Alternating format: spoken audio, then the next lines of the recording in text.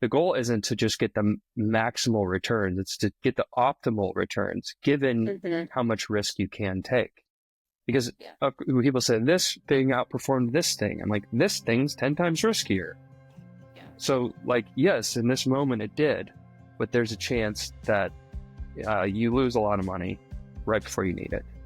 Welcome to the Physician Family Financial Advisors podcast, where physician moms and dads like you can turn today's worries about taxes and investing into all the money you need for retirement and college. Hello, physician moms and dads. I'm Nate Reineke, certified financial planner and primary advisor. And I'm Chelsea Jones, also a certified financial planner and primary advisor. Chelsea, you're back.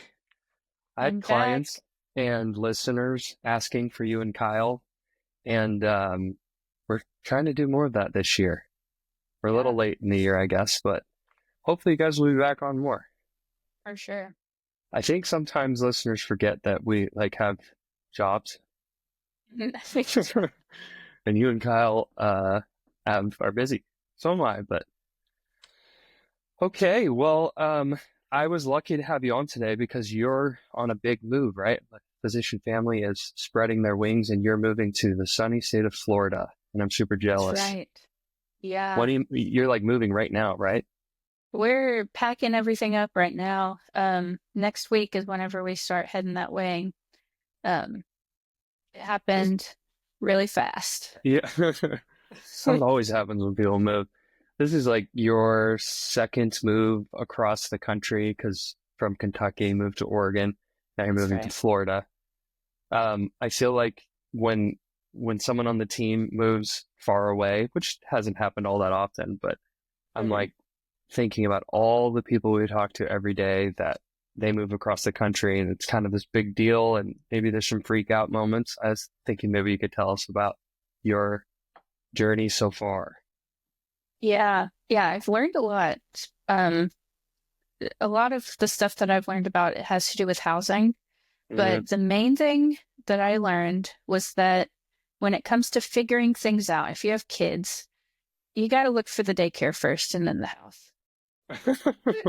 Right? I've never moved across the country, so I don't know, but it's always funny when it seems to be that there's always kids in the mix nowadays for physicians, because they're making this kind of big move. Maybe they just got their first job after residency or something, and sometimes there's a kid involved, and you're sort of thinking about moving based on yourself, and you realize that you have this other human. And so you don't want to buy a house because it's cheap or because it's in a neighborhood that you like when there's no childcare. Yeah. And it's not preferable. It would be kind of a time suck and just not very fun to live 30 minutes away from the daycare and have to make that commute every morning and afternoon whenever you pick them up. So yeah, what we did is we knew because the reason for the move is my husband's job. He just finished his graduate studies. And so he's got a job in Orlando, and that's what's bringing us over that way. But what we did was I tried to find a daycare first, because even kind of ignoring location for a bit, there's always wait lists. Like, you never know where you could actually get into. So I searched for a good daycare. And then once I found a daycare, I reached out to him, and the stars aligned, and they had one spot opening up like a week before we were going to be there. Yeah. I was like, we'll take it. And then once I knew where the daycare was going to be, I started looking for houses close to that. So that way we didn't have to drive 30 minutes every morning. I've done that once. I've done the drive to daycare one time, and it was the worst. And it was only 15 minutes. And it's just right in the center of traffic and everything that's happening in the world. So, but you decided, so something we talked about this, you decided to rent, and I'm sure that's it's always painful. I just want to get a house and plant roots and everything, but physicians do this all the time where they're moving somewhere. It's a new job, have no idea they'll even like the job or hate their boss or love their boss. And so, was it a pretty easy decision for you when you hear physicians' stories, or what made you rent? It was a pretty easy decision for us because we know we're not going to stay in Orlando forever. It's not likely. Because my husband's job, he had a postdoc position there, and those are not permanent. They last usually 2 to 3 years. And so we know that's probably not where we were going to set, like plant our roots or anything and settle down. And so we just decided to rent because it just made sense for us. Yeah. It's funny that it just makes sense to you, but I hear people all day long. They're like, well, I'll just buy for a couple of years. And usually that makes no sense because realtor fees are expensive. And, it's interesting. I think maybe if you're in your 30s, you've probably never experienced a poor housing market. So you never know when that's going to happen.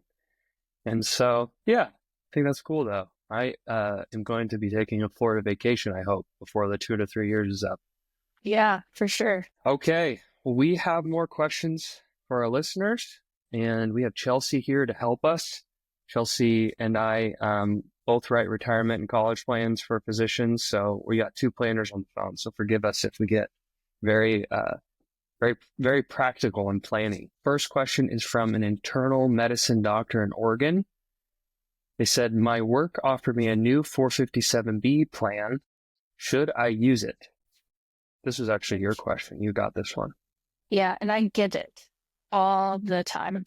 These pesky 457 plans. Yeah. And the key with 457 plans, there's two types. There's a governmental plan and there's a non-governmental plan. And the short answer is governmental good, non-governmental bad. But the reason that non-governmental plans are, when I say bad, we don't recommend that you contribute to those because the taxes usually don't work out. And the whole reason you would want to contribute to an account like this is so that way you could defer taxes and save taxes. But how the governmental plans essentially act like another 403B. So when you leave the job, you can transfer it to your new plan, or when you retire, you can transfer it to an IRA. But that's not the case with a non-governmental plan. So if you're deferring the maximum into the non-governmental plan each year and you switch jobs, which physicians do quite often, even when they're not planning on it, life gets in the way, and it's not uncommon for physicians to go through a few jobs before their career is over. But with these non-governmental plans, usually if you separate from employment with the employer that's offering the plan, the money gets distributed to you in a lump sum. And when it comes out of the account, it's taxable to you. And if it is just a job switch and you're still earning a high income, then all of that money that's coming out is going to be in addition to what you're already making. So that means it'll be taxed at the marginal rate, which is the highest rate. Right.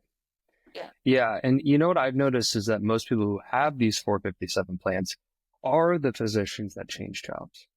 So sometimes, we'll get a family that comes in and the doc and the family has been at their job for 20 years or something. And it's like a private practice. Maybe they're a partner. And I'm like, well, they don't have 457 plans.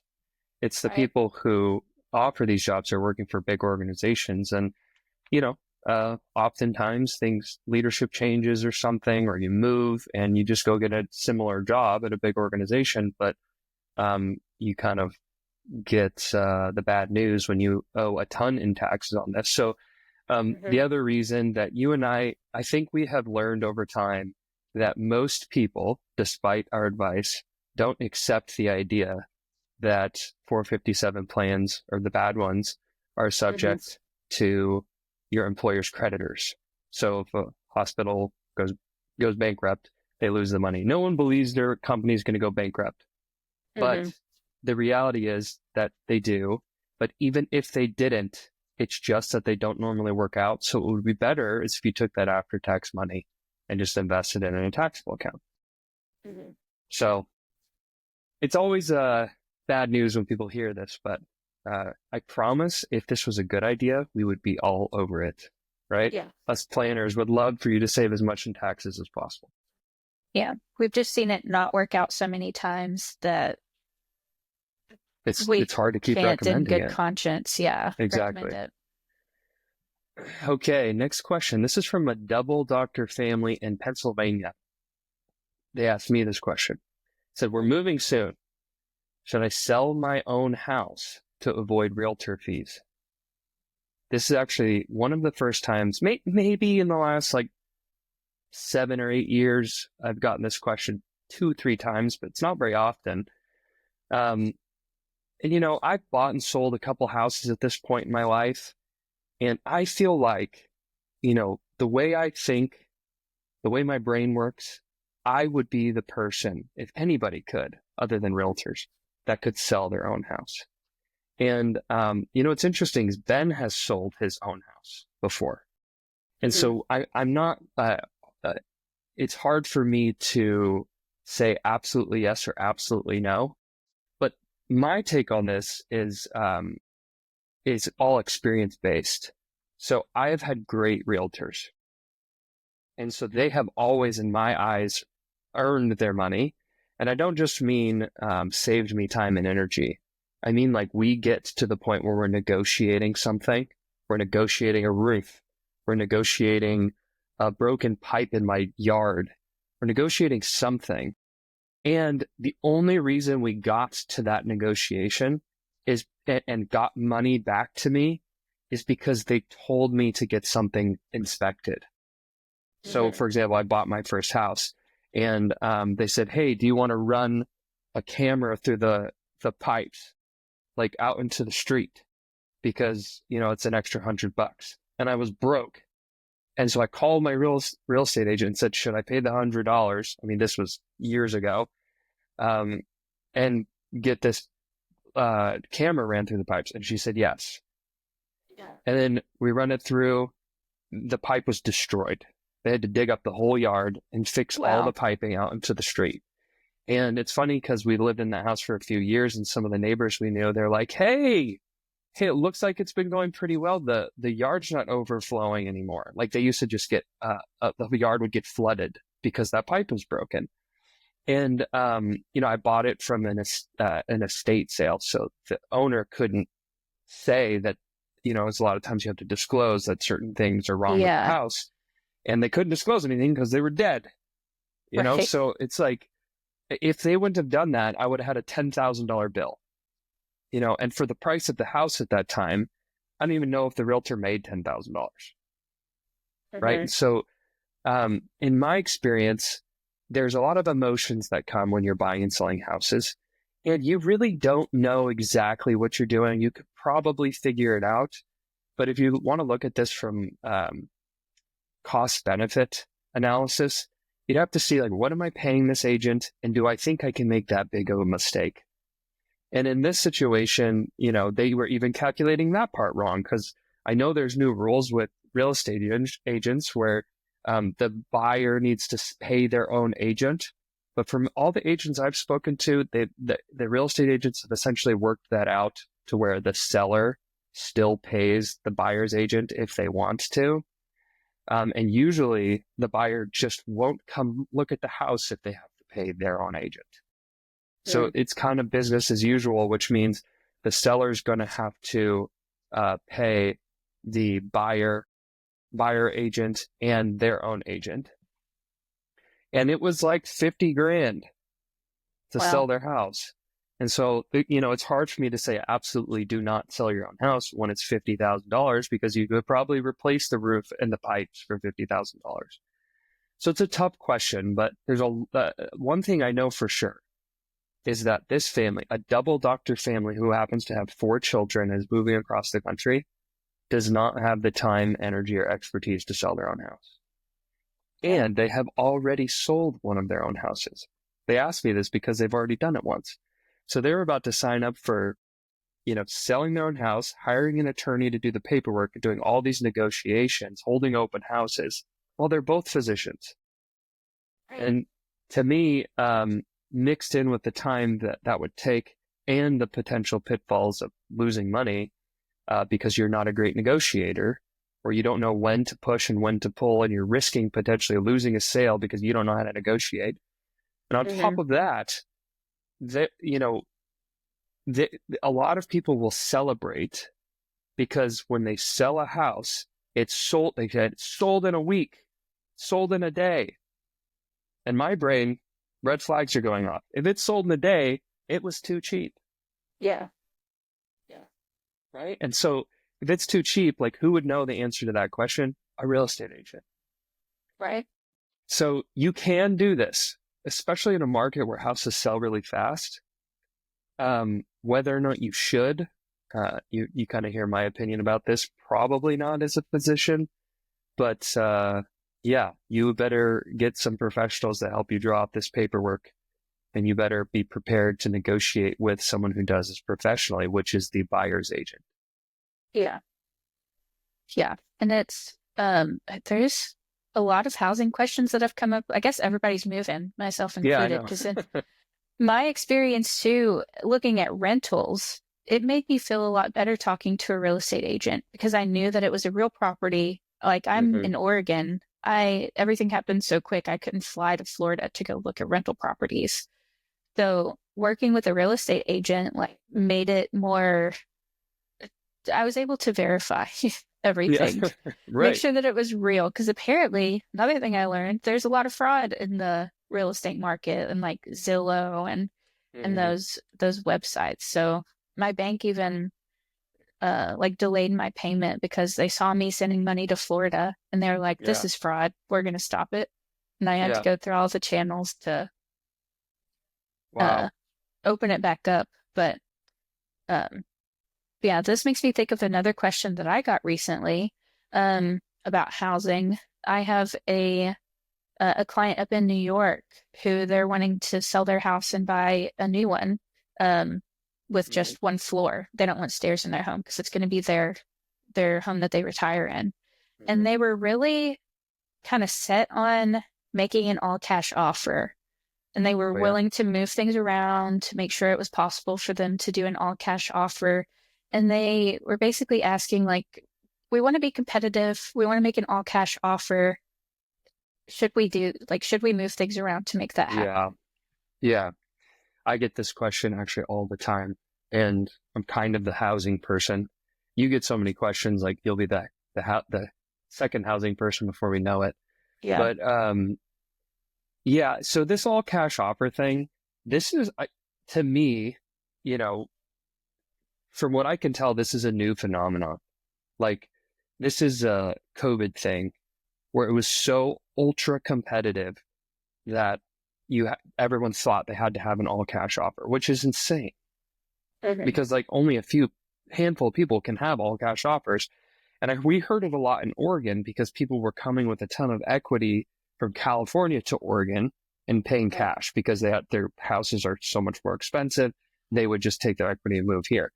And so there's a couple things to know about this. First of all, if you're coming in with an all cash offer, if you're coming in with paying with a mortgage, so the bank is paying, and versus an all cash offer, there is some reason that the seller would sell to you, but to me, it's not an extremely strong reason, because the reality is that you get the same amount of money as the seller of a home. So someone comes in, they want to buy a house for $800,000, they have cash. One comes in with $200,000 down and the rest is a mortgage. You're going to get all the money.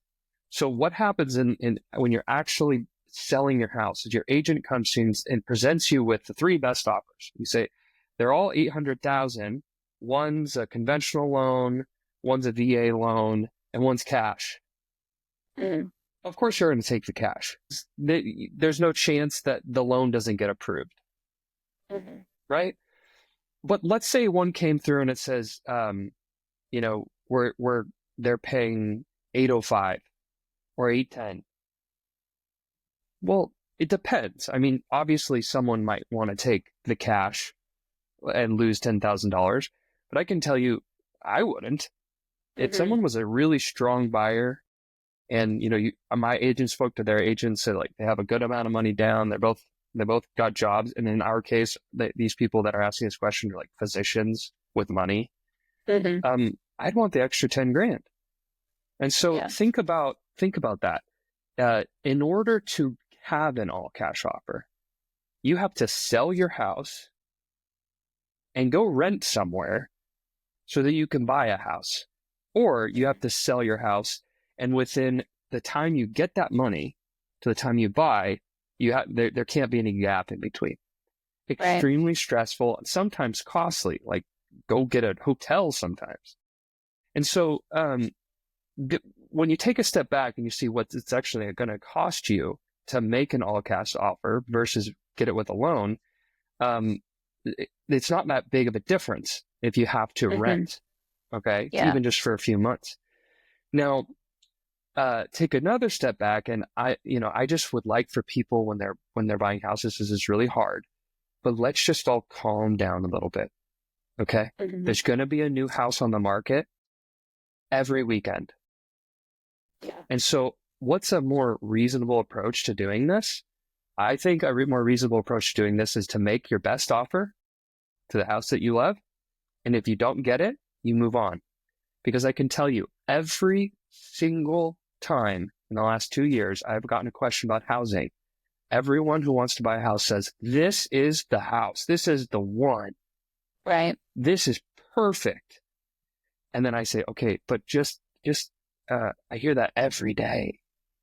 All houses perfect? No, Nate, you don't understand. This is perfect. And then they lose the house. They're sad for about a week. And then they call me again. This next one is perfect. And I'm like, I'm pretty sure there's a lot of perfect houses because everyone wants a 4-bedroom, 3-bath house with an office, which means they make a lot of them.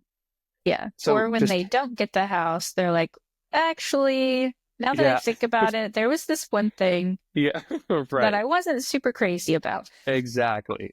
So there's a human element here that if we can all take a step back and relax, call Nate or Chelsea so they can help you relax.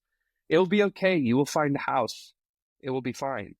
But just to entertain this for a moment, better than an all cash offer or better than going out and renting, what this person should probably do is have their agent negotiate what's called a rent back. So when you're selling your house, you have the power a lot of times to negotiate. And something you might want to negotiate is you tell the buyer, say, hey, I will sell you this house, but you need to rent my old house back to me because we're going to stay here for 60, 90 days until I buy a new house. And so you're just going to pay them market rent rather than moving twice. And, it's all hard. Moving is hard because when you have all that cash in your hand, you're losing money renting. When you wait and then you have to buy the perfect house within 60 days. So I get it. It's really stressful. It's hard. It's hard to find the perfect fit, but, don't believe that you have to have all cash to make a competitive offer. Just pay them a little bit of extra money and save the time and energy on rent and moving twice. So come in with your best offer and accept the result. Okay. I promised not to talk too much about housing, but I think I didn't keep that promise. Family medicine doctor in Washington. They said, I keep hearing about ETFs, but they sound the same as mutual funds to me. What am I missing? Yeah, so I'll take this one. ETFs and mutual funds, they are similar in a lot of ways. So if you crack them open and look what's inside them for like comparable funds, you may find the exact same holdings. What's different is basically how they're sold and how they interact with the market.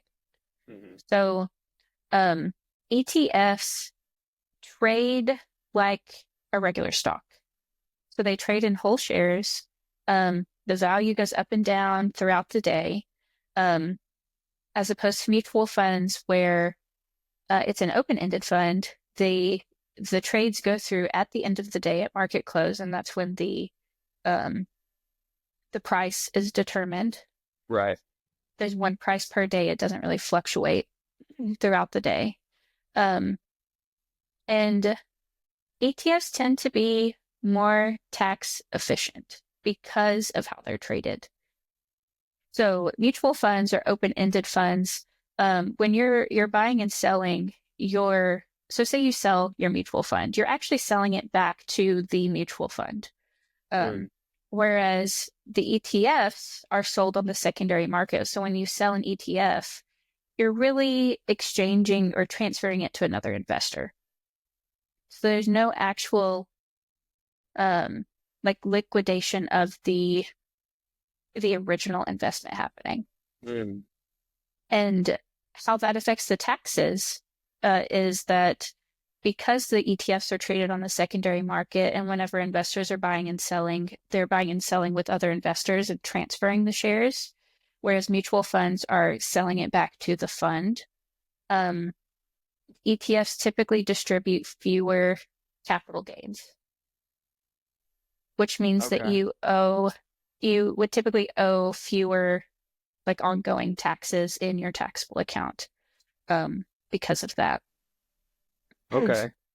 That makes sense. So basically, easier to buy and sell, or more straightforward to buy and sell, more liquid because you can sell them immediately, and more tax efficient. That's right. Okay. There you go. All right. Last question of the day. Internal medicine doc in Virginia said, I have been investing in a taxable account for a while with hopes that I will get a bigger return for some expenses I know are coming up in a year or two.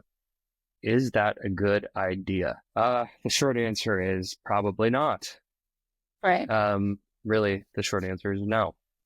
So, when you buy, this, basically what this person is asking is, should I invest in stocks with short-term money? And so, I'm sure our listeners have heard me say this a million times.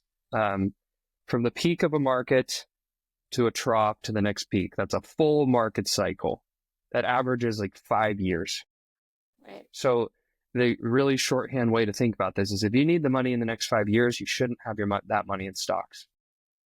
Right. So how do you outperform CDs? How do you outperform high yield savings accounts? How do you outperform ultra short-term bonds? You buy stocks. But can you withstand a market cycle with that money is the real question. And if you can't, then what you're doing is you're saying, I'm going to take this $100,000 that I know I'm going to need for a house. And I'm going to put it in the market. I'm going to put it in stocks. I'm going to hope that, let's say, I get an 8% return or a 10% return versus a high yield savings account paying 4% right now. So I want to outperform that high yield savings account by 5%. Okay. So that I get an extra $5,000 in the next year.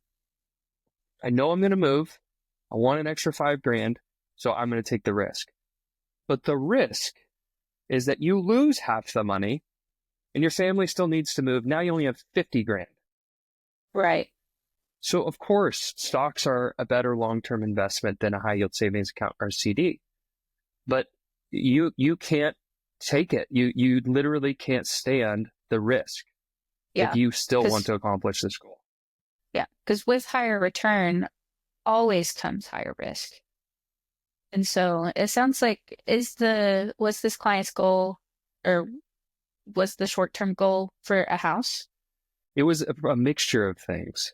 It was a house, which it wasn't a primary residence, but long story, but basically it was a house, a family thing. It was, they had something strange going on with their student loans and they wanted to clear them in the next few years. And then, there was another one. I mean, there was just a mixture of things, which kind of like when there's a lot of goals, I think people make some, interesting decisions. Maybe they didn't have enough money to go around for all these goals. So they're trying to outperform things, but the risk is that you don't get to do any of them.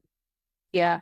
Yeah. You're kind of putting those goals, like you said, at risk, because it sounds like they have good goals. Like they've specified exactly what they want to use it for. They know when they need to use it.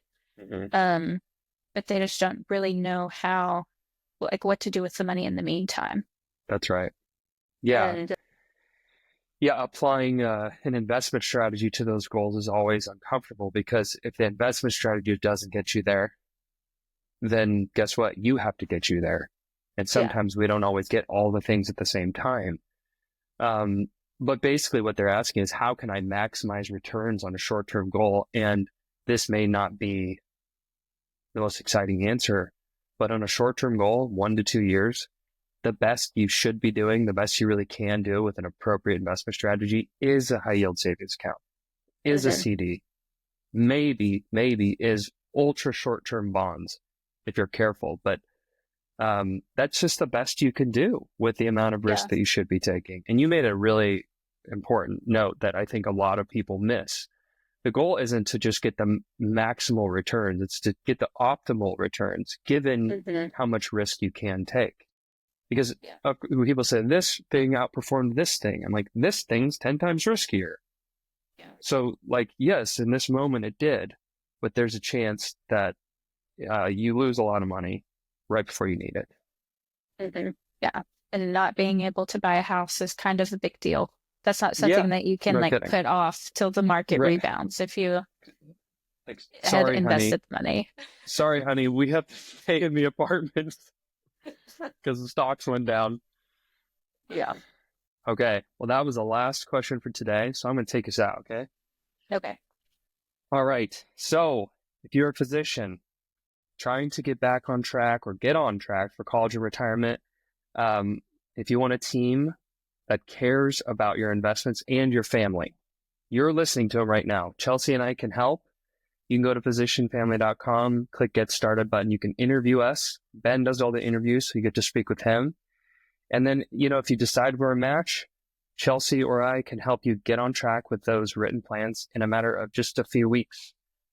And then after that, if you decide you need help with your investments, you can move forward and we can help you with that as well. And I think, Chelsea, the great thing about this is you and I are really honest. If people don't need help with investments, there's no slick sales pitch here. They can just stop. Right? So if you need a plan, we'll tell you. If you don't, we'll tell you. If you need investment help, we'll do our best to suss that out and tell you. If you don't, we'll tell you that too. And then if you need someone to work through these investments, guide you through this all the way to the finish line, that's to retirement and beyond, then we can do that too. So thank you for listening to Physician Family Financial Advisors podcast. Until next time, remember, you're not just making a living, you're making a life. Thank you for listening to the Physician Family Financial Advisors podcast. Are you getting all the tax breaks you really deserve? To find out, get your copy of the Overtaxed Doctor's Retirement Investing Checklist, available at physicianfamily.com/go. This show is for educational purposes only and is not personalized advice. Consult your tax advisor before taking action. All investments involve risk of loss. Past performance is no guarantee of future results. Read show notes for full disclosure.